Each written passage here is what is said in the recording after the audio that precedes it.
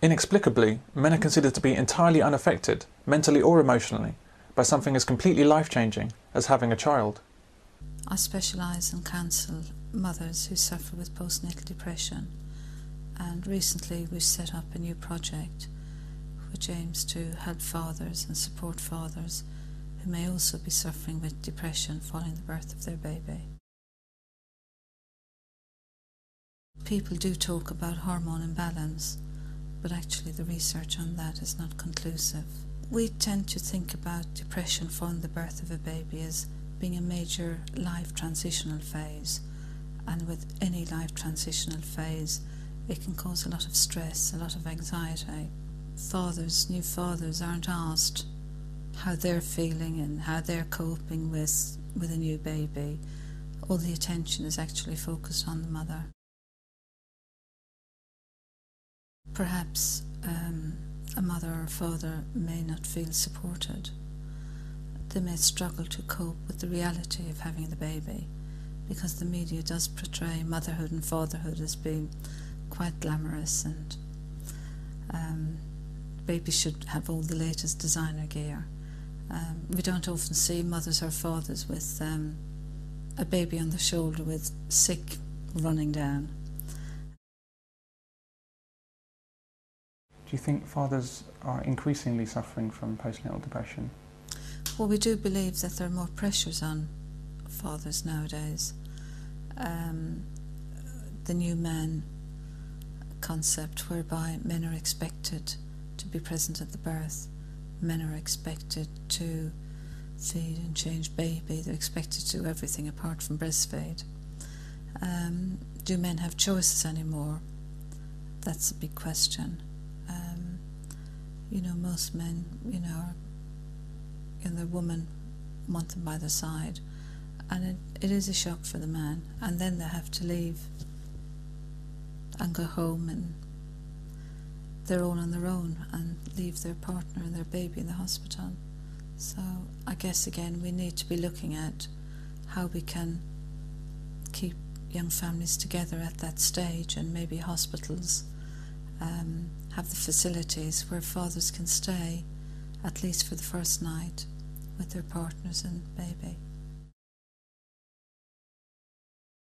We do know from the number of young men we have on the wards, 70% of those in mental health wards are actually fathers.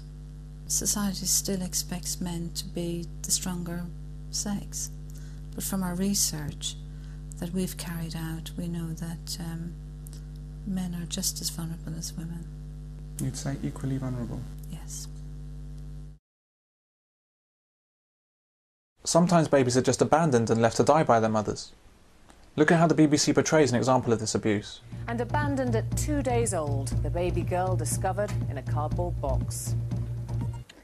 Anyone abandoning such a tiny, helpless baby must have felt desperately alone and very scared. The police understand that, and they're keen to stress to Becky's mum they want to help her. Most of all, they want to reunite her with her beautiful daughter. Why do we seek to reunite the child with this mother? Does child abuse get much worse than leaving a 2-day-old baby outside next to waste bins in November? You see a positive attitude towards abusive mothers in TV shows as well. Even when mothers kill their babies, they're still somehow good people. She's responsible for the death of a child. I can't just ignore it. She was a battered woman, Ken. It's not going to happen again. She's a good mother. And what about drug-addicted mothers? Now, each year in Britain, thousands of drug users become pregnant, and often the child ends up being removed from the mother. Now, a new scheme in Sheffield is giving more help to pregnant drug users with the aim of keeping the mother and child together. It doesn't take long to get an answer. Baby David is suffering from withdrawal. But you mustn't see this as a failure, because it's not. Because you did really, really well during your pregnancy.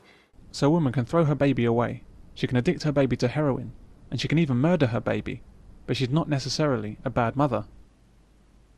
But when a man so much as disciplines a child, maybe to stop the kid robbing me in 20 years, he must be removed from parenting. A father of two revealed today how he was separated from his family after being spotted by a policeman giving his 3-year-old son a single but hard smack on the bottom. In the 6 months it took for the case to come to court, The man was banned from the family home and allowed no unsupervised contact. What is it about our society that's so determined to punish men at every opportunity, yet afford women every excuse imaginable for their crimes? Child sexual abuse is something that adults do to children, yet it's only ever presented as a crime committed by men. Frequently we hear of paedophile rings and internet porn, and even abductions of children by paedophiles, exclusively male paedophiles. What do you think is the common image of a paedophile? I think the common image of a paedophile is a nasty man in a raincoat, dirty Mac, hanging around a playground. If you ask children, they'll say they wear balaclavas and they smell and they've got beards and quite often sunglasses. Yeah, well, you've got the typical smelly fat old man with a beard and really thick glasses and slightly balding, and just he's constantly sweating, whether it's the middle of winter or not. An older man who with no friends, kind of, you know, the older geek, the internet stalker. Yeah, it is a man though. The raincoat, the dirty old man brigade, you know, the kind of lone, and this does tend to be a male image actually, so I have to be honest there. You know, the lone man on his own, you know, loitering, hanging around. Which is, I realise, biased by the media, by my expectations.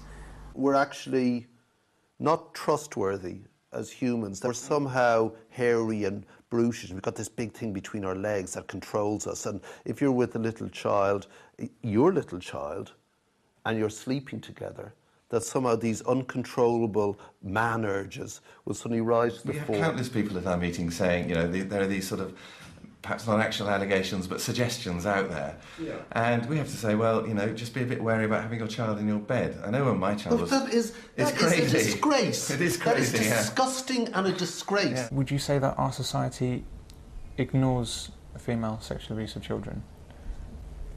I think society wants to believe, particularly in relation to mothers and children and to that relationship, that that's a sacred relationship. And I'd like to believe that. I mean, I must tell you that as a mother myself, I find the idea of women sexually abusing children more abhorrent than just about anything I can think of. Because most mothers, and indeed fathers, would kill to protect their children. They would do anything to protect their children. And the fact that that has been betrayed makes it more difficult for society to acknowledge it. Because if you acknowledge it, where do you go from there? You know, do you start warning children about everybody? Do you start saying, we're not sure mothers are safe? Women, you don't imagine a woman using her power over children in the same way that you would imagine a man could. Fathers are often falsely accused of child sexual abuse by women seeking custody of a child and to ensure punishment for the man she no longer loves. Domestic violence, you must hear it all the time to stop dads from seeing their kids. Well, that's not the only sort of allegation. What about sexual abuse? It's very easy for the mother to say and very difficult for the father to disprove. And then the second thing, if that doesn't work fast enough, they call it the silver bullet in Canada. That means that she claims that he's molested the children. And that means that he is immediately then barred from everything, and the divorce goes straight through, and he loses his children, and he will never see them again. Divorce cases, custody cases, we're seeing more and more and more of that, where the woman wanting to get full custody of the child is suddenly, out of the blue, making allegations that the father has abused the child and is coaching the child to say the same. When you talk to the child, however, and they cannot describe the sounds, the tastes, the smells, and all of that, you can start to know that they've been coached because they're just parroting words. But it's so destructive, both to the child. I have no patience at all with parents who use that, with the mothers who use that as an allegation against fathers to keep them from their children. I think that is wicked. Does it only tend to be that one way, mothers It does fathers? tend to be, yes. We have. I don't know of any cases, there may be some, where the father is alleged abuse by the mother to get custody of the child. In your experience, how many of the allegations of abuse or violence are substantiated? Well, I think that's a very difficult question. I would think probably not a lot. If a man who has recently separated from his partner, wife, whoever, and has his 4 or 5 year old child in the bed with him... But isn't that sad? Maybe. But it's women that are more likely to use their child as some sort of substitute. According to the people who contacted me, it would quite often just be them and the mother in the home. And for the little boys, when they were little boys, they were almost used as if they were the husband.